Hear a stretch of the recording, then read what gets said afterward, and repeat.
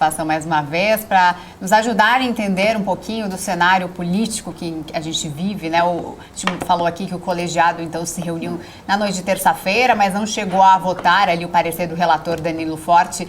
O deputado leu o parecer um pouco antes da meia-noite, leu bem rápido ali para não passar o dia, né, para não virar o dia. Apesar das manifestações contrárias de alguns parlamentares, em seguida foi concedida ali uma vista coletiva de 2 dias, ou seja, o prazo para analisar o texto. A oposição reclamou bastante, questionou principalmente a questão do emergencial, né, por ser uma medida emergencial, uma medida eleitoreira. Eu queria que você fizesse uma análise, né, diante da situação em que vivemos, essa crise em que o governo precisava ir fazer alguma coisa, estando em ano eleitoral ou não, para que amenize esses impactos do pós-pandemia, da guerra, do petróleo, mas estamos em ano eleitoral e não foi retirado pelo menos esse trecho, essa parte aí do estado de emergência. Eu queria que você fizesse uma análise aí e o que a gente pode esperar para a votação de amanhã. Os mesmos devem se manter ali, os mesmos partidos devem manter seus votos? São 3 coisas que correm aqui em Brasília em relação a essa situação da PEC dos benefícios de um lado, mas também chamada por um próprio integrante do governo de PEC kamikaze. Isso porque ela joga uma pressão para o ano que vem. A primeira das situações é que, evidentemente, as oposições não podem dizer que são contra oferecer auxílio a determinados setores da economia brasileira, como os caminhoneiros, os motoristas de táxi, ou ainda aumentar o valor do Auxílio Brasil de R$400 para R$600 por família, não por pessoa. Isso é diferente do que acontecia no auxílio emergencial, que era por pessoa.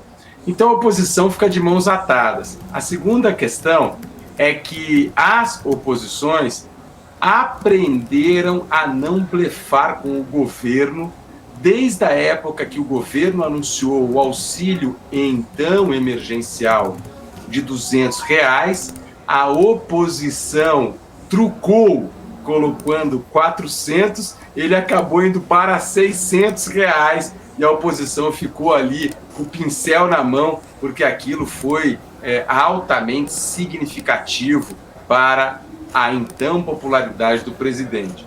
E a terceira situação é essa, que a oposição, na verdade, prefere que isso seja só para esse ano, porque caso as oposições consigam derrotar a situação, no ano que vem conseguem fazer um projeto próprio, até com outro nome, reformulado, isso é, voltando mais à ideia do Bolsa Família, ou ainda Bolsa Cidadã, que é o que está num projeto de uma das principais oposições, do que o projeto Auxílio Brasil, que tem o nome, claro, do atual governo.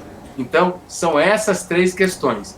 Porém, se for para fazer previsibilidade, a PEC tem tudo para passar, justamente por causa daquilo que conversamos, de que é muito difícil para um parlamentar em ano eleitoral votar contra esse tipo de benefício, né? Essa questão de ser emergencial ou não tem um pouco de timing, né? A grande emergência talvez até já passou, e a ideia de colocar na Constituição o emergencial é para se evitar futuras indagações de abuso de poder político por parte da situação e, número 2, fugir das questões de responsabilidade fiscal. Essa é a grande ideia. O que nós temos é que o mercado da política sabe, de certa forma, que essa PEC ela muda mais uma vez o teto de gastos, né? Nós já vimos aí que os investidores estão vendo que essa PEC é mais uma reformação aí do teto de gastos colocado. Mas o mercado da política não está preocupado com isso muito, não.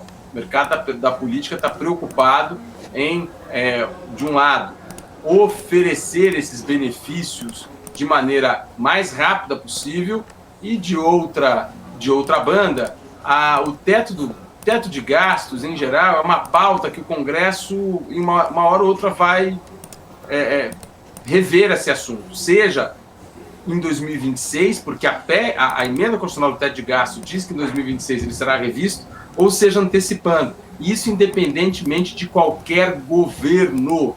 Logo, se os investidores estressaram o dólar em virtude da PEC que está para passar por causa do teto de gastos, estressarão muito mais, independentemente do governo que venha, porque o teto de gastos será, no mínimo, colocado em diálogo no ano que vem por qualquer governo, seja ele da situação ou da oposição.